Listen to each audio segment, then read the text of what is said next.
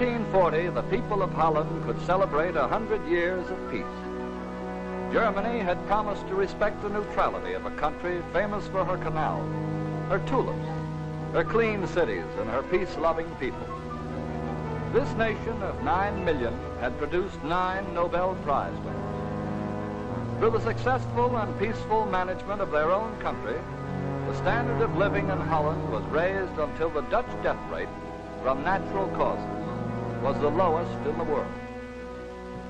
On the morning of May 10, 1940, the Germans broke their treaty and the Dutch began to die from unnatural causes. The Dutch learned about modern warfare when all that was left of Rotterdam was smoking walls and open graves. The heart of their small country had been destroyed. The heart of the Dutch Empire, established by Dutch sailors and traders hundreds of years ago, reaching deep into the Pacific and Indian Oceans, an empire that was managed peacefully and profitably for both the colonizers and the natives. Education was encouraged. The peaceable natives retained their traditions, observing their ancient dances and customs until the Japanese, allies of the enemy that had destroyed Rotterdam and occupied Holland, attacked the outpost of the Netherlands Empire, swarming over the beaches and boundaries, overwhelming the native troops in the early days of Japanese surprise warfare. The government of the Dutch Empire escaped to London to carry on the war in exile under the leadership of Queen Wilhelmina. Other Dutchmen who had escaped made their way to Canada and began to study the weapons that would enable them to return home. While their countrymen who were unable to escape from occupied Holland carried on the dangerous underground work of sabotage, these soldiers hardened and drilled themselves for the day when they could fight their way back.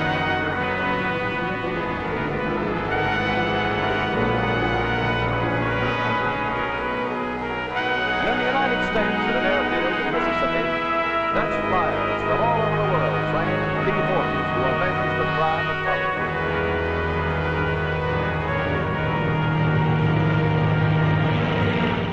This is a father and his son, separated up until now by the fortunes of war. Men from Suriname and Guyana, from Java and Curacao and Amsterdam, men whose planes were shot from underneath them in the battles of the Malay Peninsula. Holland declared war on Japan immediately after Pearl Harbor, and these men destroyed one Japanese ship a day until their planes gave out. We came to the United States for training and equipment. And in the near future, we expect to be able to take an active part in the heroic struggle of the United Nations for the liberation of Europe and Asia. The Dutch are putting their training to use. These men are fighting. One of their missions is to patrol the vital sea lanes in the hunt for U-boats.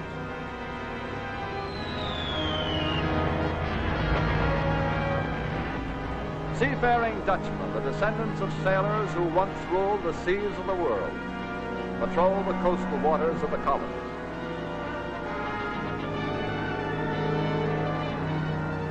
After fighting an heroic and losing battle off the coasts of Java, they continue to fight wherever the Allied High Command directs. Dutch anti-aircraft guns are bringing down a mounting toll of German planes. Dutch ships with Dutch crews carried American soldiers into the South Pacific.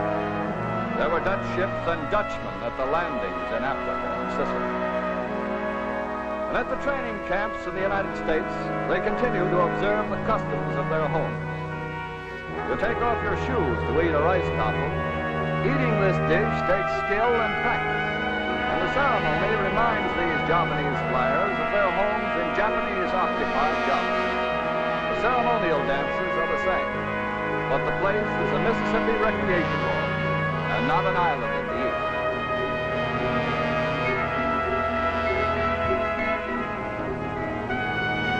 These are the people of the Netherlands, members of a democratic commonwealth of nations, fighting and learning to fight. A peaceable people whose only road home lies across a battlefield.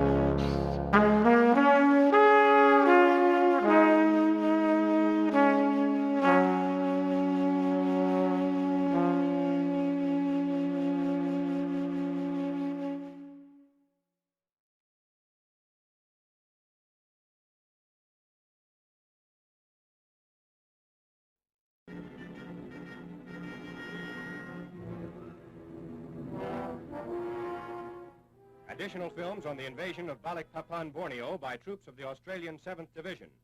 At Morotai Island, staging area for the invasion, a vast supply of materiel is loaded on the transports while troops assemble to embark on LCIs. The operation is under the joint command of Australian and American officers.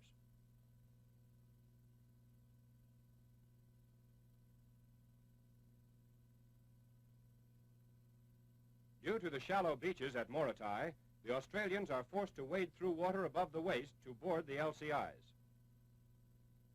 Over 300 ships of the U.S. 7th Fleet and the Royal Netherlands Navy participate in the invasion of oil-rich Balikpapan.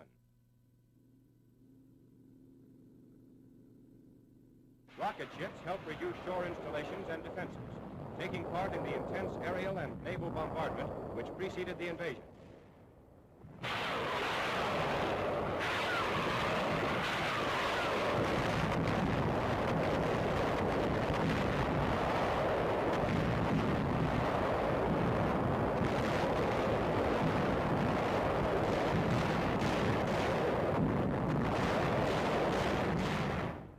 Clouds of black smoke from burning oil tanks and refineries hang over the beach as Jap 5-inch coastal guns fire at our fleet units offshore.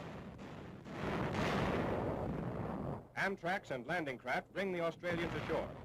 7th Division troops land in force 1st July, hitting the beach at Clandasan, the European suburb of Balikpapan.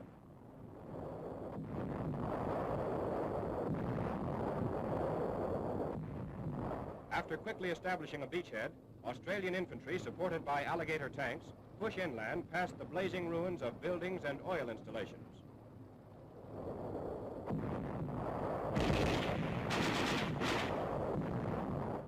Enemy small arms and mortar fire is encountered by the Australians, who quickly capture strategic Parramatta Ridge overlooking the city.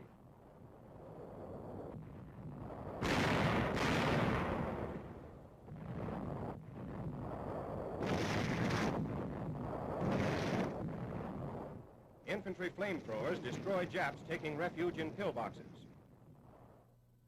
The few natives remaining in the district are rounded up by the Australians. Many are starved and malaria-ridden. Knocked out enemy coastal guns. Prior to the invasion landings, 17 of 28 known 90mm gun positions were destroyed by planes of the 13th Air Force. Captured Japanese anti-aircraft direction and fire control equipment, similar to that employed by the Allies.